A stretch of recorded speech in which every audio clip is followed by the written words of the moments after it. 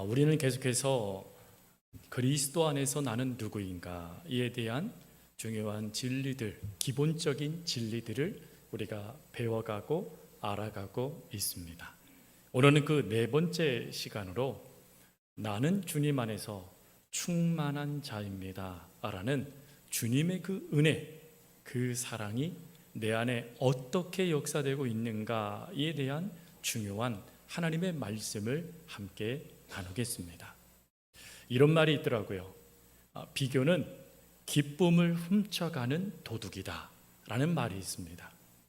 출처가 어딘지 잘 모르겠는데 이 말을 들으면 우리는 즉시 누구나 다 맞아, 그때 그 비교가 내 안에 기쁨을 사라지게 했었지라는 생각을 하게 되어져요. 그리고 그 모습은 우리가 매일매일마다 경험하기도 합니다. 아침에 눈을 뜨자마자 유튜브라든지 쇼츠를 보다 보면 참 다양한 사람들의 일상이 기록되어져 우리에게 보여지게 되죠. 근데 그것을 보다가 기쁜 게 아니라 어느 순간부터 이상하게 우울해진다던가 아니면 뜻모를 분노가 내 안에 일어나기도 합니다. 그리고 그 전까지만 해도 눈에 넣어도 아프지 않을 듯한 그 사랑하는 자녀들이 미워지기 시작해요. 그리고 남편은 꼴보기도 싫습니다. 왜 이런 일들이 발생될까? 단지 영상 하나를 본 것뿐인데 왜 내 감정은 이렇게 너를 띨까?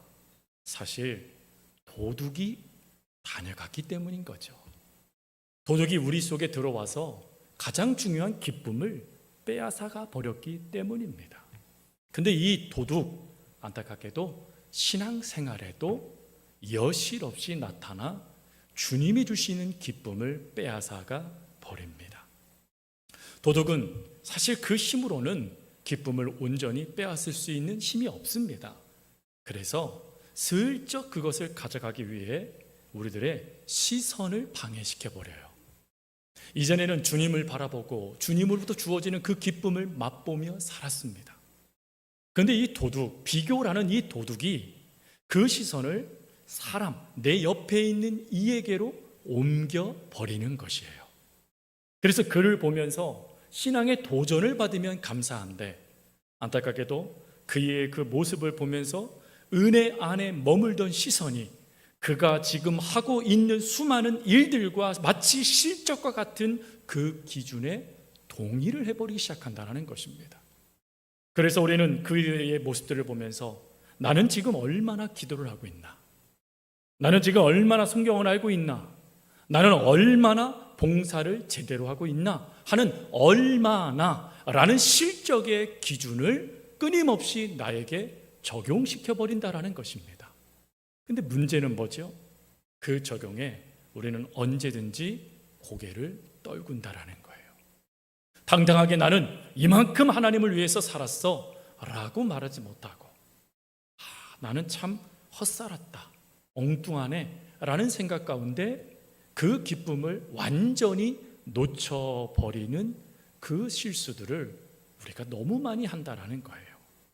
그리고는 그 도둑이 기쁨을 빼앗아 간 것도 알지 못한 채 뒤늦은 시간에 그걸 깨닫고는 어찌합니까? 주님 안에서 그 기쁨을 찾아야 되는데 주님이 아닌 세상의 기준, 세상의 것들을 가지고 그 기쁨을 찾으려 애쓰는 것이 바로 우리들의 모습이라는 것이죠. 그리고 이 모습은 오늘 우리가 살피고 있는 골로새서 교회, 골로새 교회의 성도들에게도 나타나는 문제였습니다. 그들에게서 나타난 도둑은 내가 옆 사람을 보는 문제가 아니라 그 옆 사람이 나에게 해준 말로 인하여 도둑이 골로새 교인들에게 들어오기 시작해요. 그 말은 무엇입니까? 한마디로 이거예요. 예수님만으로 부족하다. 예수님만으로 부족하니 무엇인가 우리가 해야 돼 라는 그 말이 골로새 교인들의 그 신앙을 망가뜨리기 시작했다라는 것입니다. 그래서 그 모습에 사도 바울은 오늘 본문 말씀을 가지고 아주 짧지요. 이 본문 말씀을 가지고 도둑을 맞은 그 기쁨을 되찾기 위하여 우리가 무엇인가를 더 해야 되는 것이 아니라 지금 내가 누구 안에 있는지 그리고 그 안에 있는 그분은 누구신지에 대한 분명한 답을 제공해 줍니다. 즉 우리의 마음속에 하나님이 이미 주셨던, 삶 속에 이미 누리게 하셨던 이 기쁨을 비교라는 것으로 우리가 빼앗기게 됐는데, 그 빼앗긴 기쁨을 다시 찾을 수 있는 것은 내가 무엇인가를 행하는 게 아니라 내가 믿고 있는 예수님은 누구인가, 그리고 그 예수님을 통해서 지금 나는 무엇을 누리고 있는가를 깨달아야 온전한 충만함을 누릴 수 있다라고 사도 바울이 말씀하고 있는 것이죠. 그러면 사랑하는 성도 여러분, 예수님은 여러분들에게 어떤 분이십니까? 그리고 그 예수님 안에 내가 있다라는 것은 어떤 의미일까요? 오늘 두 가지 질문에 본문을 통하여 그 답을 찾아가기를 원합니다. 첫 번째 질문은 나에게 있어서 예수님은 어떤 분이신가 하는 겁니다. 성도님들에게 있어서 예수님은 어떤 분이세요? 네, 그 말씀 나오실 것 같았습니다. 좋으신 분. 좋다라는 걸 모든 걸 다 커버할 수 있는 아주 예쁜 말인 것 같아요. 좋으신 분. 근데 한번 더 깊게 한번 그 좋으신 분을 만날 때가 언제인지를 한번 생각해 보세요. 일상 때셨습니까? 아니면 특별한 날이셨습니까? 우리는 좋으신 하나님이라는 이 고백을 하게 될 때, 그 고백을 하는 그때는 특별한 날이었습니다. 내 힘으로 아무것도 할 수 없는 그때, 내 삶으로 어떠한 것도 살아낼 수 없는 그때, 내 믿음이 바닥을 치고 있었던 그때, 수많은 상처로 예수님을 놓치고 있었던 그때 여러분들에게 주님이 찾아오셔서 좋으신 하나님으로 여러분들을 만나 주셨을 거예요. 그리고 또 우리가 기대하는 게 있죠. 그게 뭡니까? 우리가 혹 하나님의 부름을 받게 될 때, 제가 왜 혹 그랬습니까? 하나님의 연수의 때가 있거든요. 그 연수의 때가 다 됐을 때 하나님이 우리를 부르시잖아요. 그때 하나님의 좋으신 하나님이 되려면 하나님은 나에게 뭘 주셔야 되죠? 구원 열차에 탑승할 수 있는 티켓을 주셔야죠. 그래야 그 하나님은 좋으신 하나님이세요. 여러분, 지금까지 이야기한 이 좋으신 하나님은 다시 말씀드리지만 일상에 우리가 경험하는 하나님이 아니죠. 특별한 날, 공고한 날, 괴로움이 찾아온 날, 눈물이 끊임없이 내 삶에 쏟아진 날, 그 특별한 날에 우리가 그 하나님을 만나고 또 만날 걸 기대하며 좋으신 하나님이라고 고백하는 겁니다. 그런데 문제가 있죠. 어떤 문제가 있을까요? 그 특별한 날보다 평범한 일상의 삶이 더 많다라는 것이에요. 즉 어제와 다를 바 없는 오늘의 삶, 그리고 그저 그런 이 한 주의 삶, 한순간에 사라진 듯한 그 1년 동안의 그 삶, 수많은 삶, 평범하다라고 말하는 그 삶이 사실 특별한 날보다 더 많기 때문에 그렇습니다. 근데 그 특별하지 않는 일상의 그 삶에 우리가 안타까운 것은 무엇이냐면 그 평범함의 자리에서 예수님을 너무 자주 놓친다라는 거예요. 여러분, 예수님을 놓침으로 끝나지 않지요. 놓치는 그 순간에 그 자리를 반드시 다른 게 나타나서 그 자리를 채워요. 그 대표적인 게 비교지요. 기쁨이 사라지기 시작하니까 내가 어찌하면 이 기쁨을 다시 채울 수 있을까? 예수님이 사라지기 시작하니까 그 예수님부터 주어진 그 은혜를 내가 어찌하면 다시 채울 수 있을까? 끊임없이 어떻게라는 것에 집중하다가 정작 또다시 누구를 놓쳐요? 예수님을 놓칩니다. 그리고는 그 놓친 예수님이 아닌 세상에 그럴싸하게 보여주는 잣대, 그 기준으로 우리는 내 삶에 찾아온 빈 공간을 채우려 한다라는 것이죠. 그런데 여러분, 사실 이 모습이요, 골로새서 교인들의 모습이었어요. 일상에서 주님과 함께하는 삶이 중단되기 시작했습니다. 주일에만 만나는 그 주님으로 만족하기 시작했습니다. 그러다 보니까 그 틈을 외부에서부터 온 이들이 놓치지 않아요. 그리고는 그들을 무너뜨리는데 일조하기 시작합니다. 그리고 그들은 말을 합니다. 예수님을 믿어. 그런데 그것만으로 부족하니 더 깊은 지식이 필요해. 천사가 누군지 알아야 돼. 그리고 따로 지켜야 될 규칙이 있어. 그것들을 제대로 지켜야 네가 성도다운 성도, 하나님이 인정하시는 성도가 될 수 있어 라고 말을 한 거예요. 일상의 삶에 하나님을 놓치고 있는 그때, 아 그렇구나, 내가 이것을 하게 되어지면 이 일상 속에 내가 그 공고했던, 그 허전했던, 그 무엇인가 채우지 못했던 그 갈증을 채울 수 있겠구나라는 생각으로 그들이 그 말을 붙잡게 돼요. 그러나 또 다른 문제가 발생됐죠. 그게 뭡니까? 이들이 예수님을 완전히 놓치기 시작했다는 것입니다. 예수님을 완전히 놓치고 세상의 그 기준, 세상의 그 잣대가 마치 나에게 기쁨과 풍족함을 줄 거라고 여기며 그것을 마치 하나님처럼 붙잡았다라는 거예요. 그래서 그런 신앙의 변질의 모습이 골로새 교인들의 성도들을 무너뜨리고 있는 그 현실에 사도 바울이요, 놀라운 하나님의 말씀을 준 게 오늘 읽은 본문이에요. 오늘 읽은 본문에서 사도 바울은 먼저 왜 그들이 이렇게 하나님을 놓쳤을까라는 부분에 대하여 답을 먼저 찾아요. 그게 뭘까요? 예수님을 일상 속에서 그들이 놓치고 있었기 때문이었던 거예요. 그래서 사도 바울은 그 시선 옮기기를 해요. 세상의 잣대, 세상의 기준에 따라 그것의 시선을 보정하며 그것이 마치 하나님처럼 여기며 살고 있는 그들의 시선을 어디로 옮겨요? 예수님께로 옮깁니다. 그게 9절이에요. 여러분 9절 말씀 눈에 되어 있죠? 그 안에는 이라고 되어져 있어요. 여러분 여기서 그 안은 누굽니까? 이미 그 앞절 6절부터의 말씀해 보니까 그리스도 예수를 주로 받았으니 라고 말씀하죠. 그러니 그 안은 누구 안이죠? 예수님 안. 즉 사도 바울은 먼저 그들의 시선을 예수님께로 옮깁니다. 너희들 지금 예수님을 놓치고 있구나 하면서 예수님으로 그들의 시선을 옮긴 다음에 그들이 놓쳤던 예수님이 누구신지에 대하여 세 단어로 겹겹이 이야기를 해요. 먼저 첫 번째로는 신성의라는 단어를 써요. 신성. 여러분 이 신성이라는 단어는 아주 쉬워요. 하나님이시다라는 뜻이에요. 예수님이 누구시래요? 하나님이시다. 여러분 이 정도 하면 됐잖아요. 그렇죠?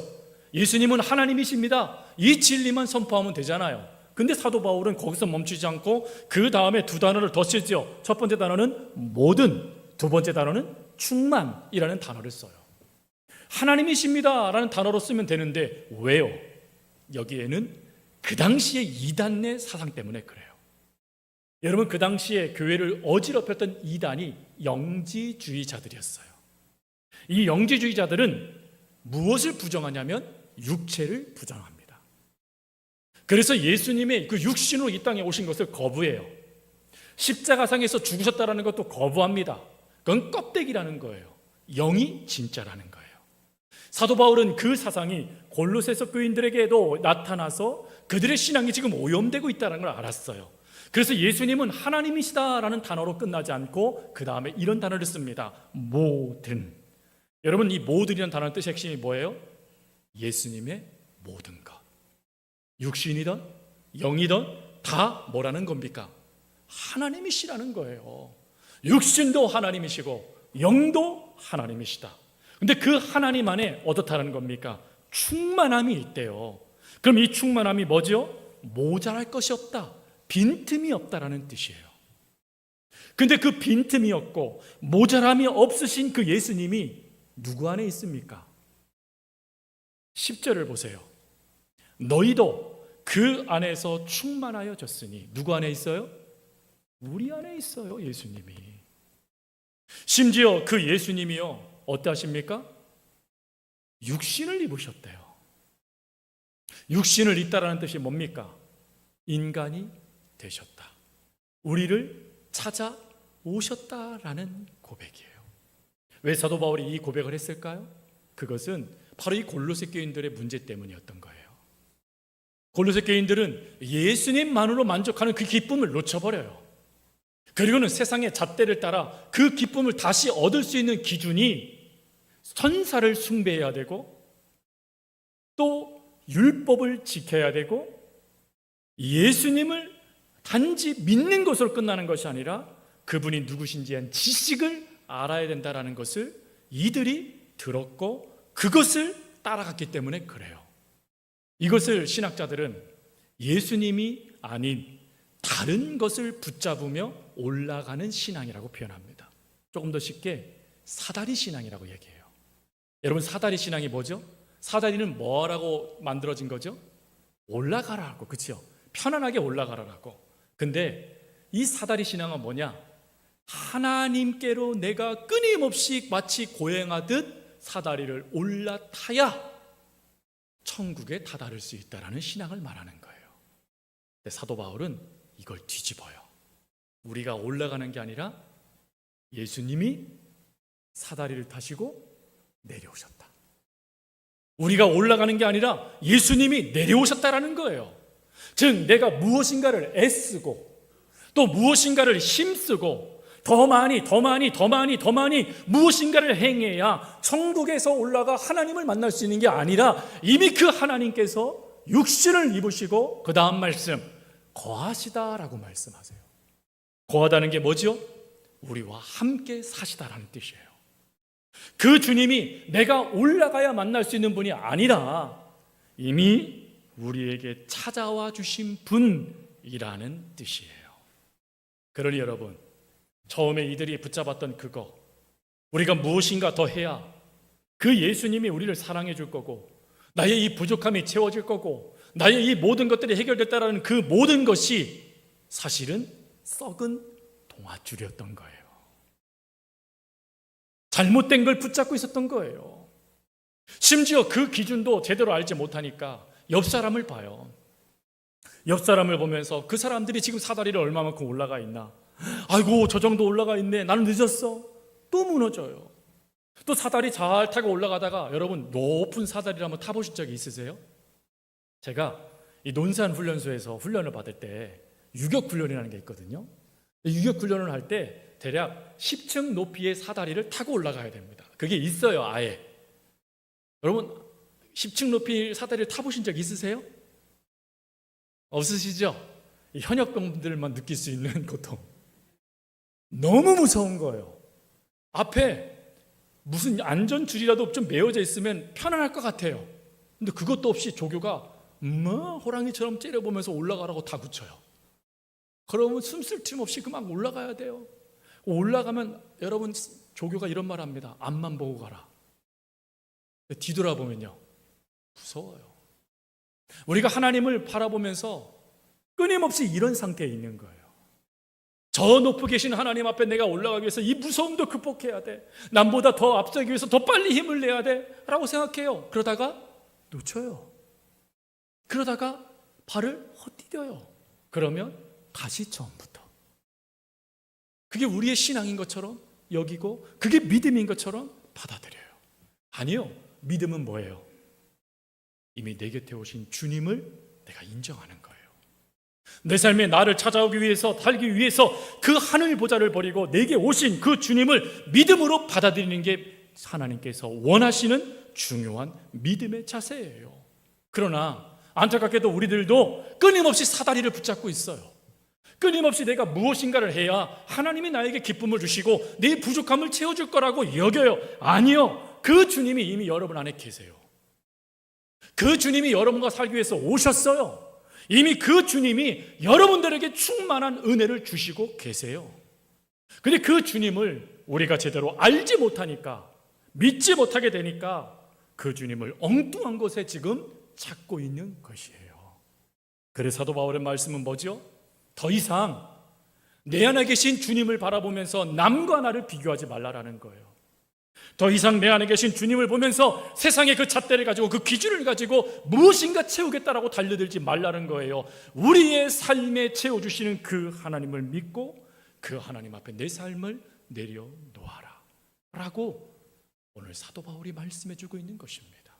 성도 여러분, 우리는 주님 안에 있어요. 그 주님은 충만하신 은혜로 우리에게 부어주고 계세요. 그 주님 안에서 내가 주님이 누구신지에 대한 분명한 답을 찾고 신앙의 발걸음을 걸어가라라고 말씀해 주는 거예요. 그리고 두 번째 질문은 뭡니까? 두 번째 질문은 예수님 안에서 있는 나는 누구인가? 라는 거예요. 이제 좀 더 심하죠. 여러분, 대지 1에서 예수님 안에 하나님은 모든 충만함을 넣어주셨다라고 말씀드렸어요. 부족함이 없다라고 말씀을 드렸어요. 그리고 그 부족함이 없으신 그 예수님이 누구 안에 계세요? 제 안에만 있나요? 성도님들 안에는 없나요? 없다면 예수님은 안 믿으신 건데 여러분 안에 계세요. 근데 왜 지금 우리가 이렇게 뜨뜻미지근한 반응을 보일까요? 이유가 있어요. 그것은 내 모습을 보기 때문에 그래요. 분명히 사도 바울은 우리의 시선을 옮기기를 했어요. 누구에게로요? 예수님에게로요. 근데 안타깝게도 우리는 나의 예수님께로 옮겨진 그 시선을 누구에게로 또 바꿔버려요? 나에게로 바꿔버린다라는 거예요. 현재의 나의 모습, 현재의 나의 상태, 현재의 나의 세상들한테 평가, 또 지금 내가 겪고 있는 수많은 것들을 보면서 무슨 이게 충만이야 라고 말하고 있는 거예요. 그러다 보니까 그 충만을 마치 내가 채워야 될 숙제처럼 여겨서 내가 무엇인가 행함을 통해 채우지 않고는 이 충만함이 채워질 수 없어 라고 지금 끊임없이 착각하는 거예요. 근데 성경에 그 기준이 없다 보니까 또 누굴 봐요? 안타깝게도 옆 사람을 또 봐요. 아, 저렇게 해야 채워지는 거구나. 아, 저렇게 살아야 채워지는 거구나. 그런데 성도 여러분, 채워집니까? 다른 사람을 보면 채워지나요? 세상의 기준에 따라 살아가면 채워지나요? 아니요. 더 공고해지는 게, 더 어려워지는 게 우리의 현실이에요. 그러면 그것을 내가 겪고 깨닫게 되니까 그 속에서 답을 찾아버려요. 하나님 안에서 답을 찾아야 되는데 내가 겪고 있는 그 모습에서 답을 찾으면서 이것이 무슨 충만이야 라고 생각되어지니 아멘이 안 나오는 거예요. 자, 여러분, 이 모습을 살아냈던 이 모습대로 자신이 지금 받은 게 뭔지를 몰랐던 한 사람이 있어요. 바로 누가복음 15장에 나와 있는 작은 아들과 함께 등장한 맏아들입니다. 여러분, 작은 아들이 아버지 재산 반을 탁 떼가지고 다 말아먹었죠. 그리고는 거의 종보다 못한 존재로 돌아오게 되어집니다. 그랬더니 그 모습을 보면서 아버지가 뭐라고 말합니까? 너는 종이다 그랬나요? 그럼 복음이 아니죠. 아버지가 즉시 내 아들이 죽었다 살아났다 그러면서 잔치를 배설합니다. 풍악을 울립니다. 여러분, 그때 바깥에서 일하고 왔던 아들이 그 소리를 듣고 기뻐했나요? 아니요. 분노합니다. 그러면서 그 분노하면서 그가 이렇게 말을 합니다. 누가복음 15장 29절 말씀, 내가 여러 해 아버지를 섬겨 명을 어김이 없거늘 내게는 염소 새끼를 주어 나와 내 벗으로 즐기게 하신 일이 없더니. 여러분, 여기에서 내가 아버지를 섬겨 명을 어긴 일이 없다, 참 귀한 효자이죠. 그런데 이게 아들의 모습인가요? 지금 이게 아들의 모습인가요? 아니죠. 지금 이 아들은 아버지를 주인으로 여기고 자신을 종으로 여기고 있는 겁니다. 품꾼으로 보고 있는 거예요. 내가 이렇게 해야지만 그 부족함을 아버지가 채워줄 거야. 그 모습에 아버지가 이렇게 얘기해요. 누가복음 15장 31절 말씀, 너는 항상 나와 함께 있으니 내 것이 다 네 것이니라. 아버지 것이 누구 거래요? 맏아들 거래요. 이미 맏아들은 내가 무엇인가를 행함으로 증명하여 아버지 것을 얻는 존재가 아니라는 거예요. 실제로 그렇지 않은가요? 여러분들의 자녀들이요, 이 자녀 얘기를 할 수밖에 없어요. 어쩜 그렇게 좋은 모델과 같은 것들이 되는지 이해가 돼요. 여러분 자녀들이요, 눈치 물론 보겠지만 결국 아버지 거 엄마 거 누구 겁니까? 내 거 그러지 않나요? 아닌가요 혹시? 저희 집만 그러는 거 아니죠? 여러분들도 그러시잖아요. 당당하잖아요. 여러분 눈치 봐요? 아니요, 당당하게 요청해요. 그게 아들이에요. 왜? 내 위치를 아는 거예요. 내 권리를 아는 거예요. 여러분, 내가 지금 어떤 자인지를 아는 거예요. 여러분, 이게 중요한 거예요. 여러분들은 하나님 앞에 종이 아니에요. 물론 우리가 종이라고 표현하지만 여러분들은 하나님이 자녀라고 말씀하셨어요. 자녀는 위치가 중요해요. 아버지 것도 내 것이에요. 내 것은 더 내 것이죠. 그게 자녀의 위치예요. 자녀는 모든 것을 다 풍족하게 누릴 수 있는 권한이 그에게 있어요. 성경은 그걸 말씀하시는 거예요. 여러분들은 여러분들의 위치가 이미 있어요. 그 위치가 뭐죠? 하나님의 자녀예요. 누구 안에 속해져 있어요? 예수님 안에 속해져 있어요. 그 예수님 안에 무엇이 있습니까? 충만함이 있어요. 즉 여러분 삶에는 이미 충만케 하시는 능력이신 예수님이 계신다라는 거예요. 내가 무엇인가를 찾아서 애쓰고 명을 받아서 힘써야 양 새끼 하나 얻는 그런 존재가 아니라는 거예요. 언제든지 양도 잡아먹을 수 있고 언제든지 종이 아닌 내 마음대로 모든 것을 살아낼 수 있는 위치에 있는 게 여러분들이라는 거예요. 심지어 이걸 깨닫게 하기 위해서 14절에 뭐라고 말합니까? 하나님이 그 모든 증서를 예수 그리스도와 함께 십자가에 못 박았대요. 무슨 뜻이죠? 너는 그런 존재야 라고 하나님이 못 박아주셨다는 걸 말하는 거예요. 여러분들의 인생은 무엇인가 행함으로 얻는 인생이 아니라는 거예요. 이미 주어진 그 은혜를 누리는 인생이 여러분들의 인생이라는 거예요. 그럼에도 불구하고 왜 아멘이 안 나오세요? 그래도 생각되어지는 거야. 그래도 내가 얼마나 부족한 것들이 많은데요. 이 생각이 자꾸 드시는 거예요. 근데 여러분 기억하세요. 부족한 것을 보는 것과 그 부족한 것으로 나를 규정하는 게 다른 거예요. 사도 바울을 보세요. 여러분, 사도 바울이요 이런 아름다운 고백을 했어요. 빌립보서 4장 11절 말씀, 나는 어떤 형편이든지 자족하기를 배웠노니 라는 고백을 해요. 그리고 그 고백 다음에 여러분들이 너무나 좋아하는 말씀, 빌립보서 4장 13절 뭐죠?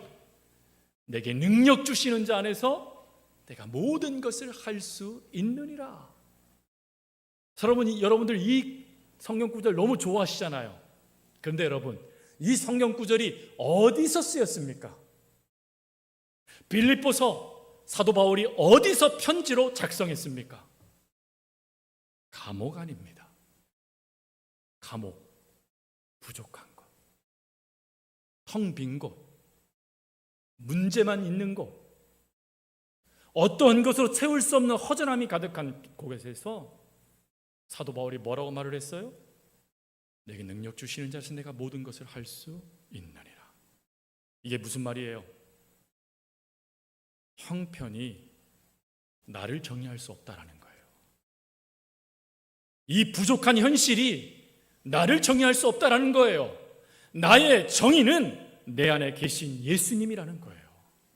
그 예수님이 내 안에 있기에 나는 어떠한 삶의 자리가 내게 펼쳐질지라도 그것이 아멘이 됩니다 라고 고백하고 있는 게 모든 것을 할 수 있습니다라는 뜻이에요.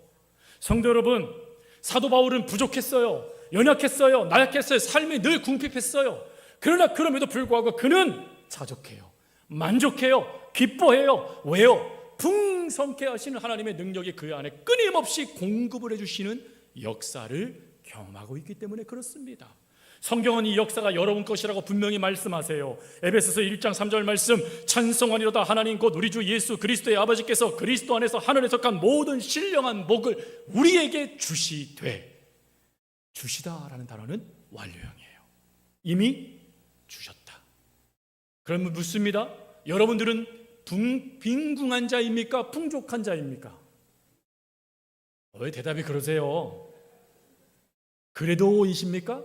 한 구절 더 읽어볼까요? 시편 23편 1절 말씀 너무 좋아하시잖아요. 여호와는 나의 목자시니 내게 부족함이 없으리로다. 왜 부족함이 없어요? 풍성함의 근원 되신 예수님이 내 안에 계시기 때문에 그래요. 오늘도 끊임없이 내 안에 기쁨을 채워주시는 예수님, 내 부족함을 채워주시는 예수님, 힘을 부어주시는 예수님, 내가 어떤 것에 쓰러질 것을 아시고 이미 그것들을 채워주시며 힘주시는 예수님이 내 안에 계시기 때문에 그렇다라는 거예요. 그것이 나를 증명하는 기준이에요. 성도 여러분, 부족함이 여러분들을 규정짓게 만들어주지 마세요. 예수님 안에서 여러분들을 규정하세요. 예수님이 충만하신 분이신데 그분이 내 안에 있으니 결국 나도 충만한 자이다. 충만한 자이기에 삶이 어떠한 굴곡이 지어도 살아낼 수 있는 거예요, 여러분. 눈물의 밤이 찾아와도 다시금 아침에 기쁨으로 일어나 살아갈 수 있는 거예요. 고통이 찾아오고 눈물이 찾아오고 병마가 찾아오고 어떤 것이 찾아와도 내가 견딜 수 있는 것은 내 의지가 아니라 내 안에 충만케 하시는 예수님 때문이라는 거예요. 그 예수님이 내 안에 있으니 내가 무엇을 하겠다라고 달려들지 말고 그 예수님과 함께 기쁨을 누려라. 그 예수님과 함께 끊임없이 그 기쁨을 누리는 자녀가 되라라고 말씀하고 계시는 겁니다. 다시 점검합니다. 예수님은 그 안에 무엇이 가득하십니까? 충만, 부족함이 없어요. 그 부족함이 없으신 그 예수님이 어디에 계십니까? 여러분들은 그 예수님 안에 있는 걸 믿으십니까? 그렇다면 여러분들이 무엇인가 하려고 애쓸 필요가 없어요. 우리는 뭐 하면 돼요? 내 위치에서 그걸 누려가면 됩니다. 그게 복음이에요, 여러분.